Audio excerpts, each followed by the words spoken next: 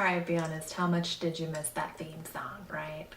We're back with Generation What? And I know that was probably the longest hiatus ever. Recently I took over running Dreamcatchers, the foundation that I started in high school, and that's kind of where everything has been this year. So anyway, Generation What is back. Today I really wanted to talk about Generation Z because this is the new up-and-coming generation. The oldest of Generation Z is probably about 18 years old right now, and it's a really interesting phenomenon that's going on. Generation Z, because they're such an independent generation, they are actually more interested in going straight into work right after graduating high school than many generations that have come before them, because they've kind of seen the millennials and how they've been living with their parents and not super financially secure. That is their number one thing, is to become financially secure. Obviously, Generation Z, they are technology natives, so they were born and raised in the technology era, so they don't really know anything else. You'll see these kids growing up and they're on,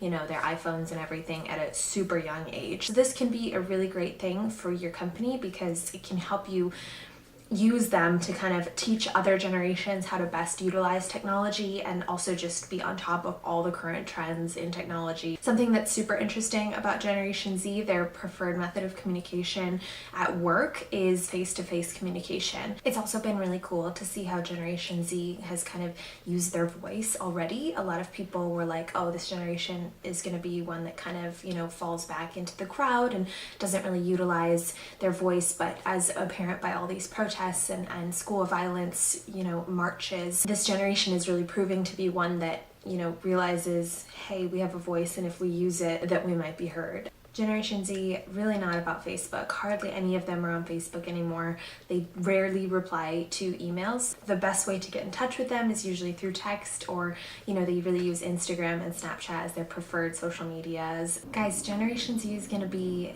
a force in the workplace, and it's going to be cool as they start to come into the workplace more and more, and people are getting more and more confused about them, just like what happened with millennials. It's interesting because now millennials are expressing, worry about they're going to be too lazy or always on their phones, the same exact things that people have been sharing about millennials coming into the workplace. So again, back to the whole thing about how cyclical this whole view of generations is and how it just kind of repeats itself as people go through their lives and go into different age groups. Anyway, that was a super quick update on Generation Z, and we're back on Generation What, and I hope you stay tuned with me and keep watching the videos as I hopefully post them more often. Thanks for hanging in there with me. See you next time on Generation What? Generation What is out.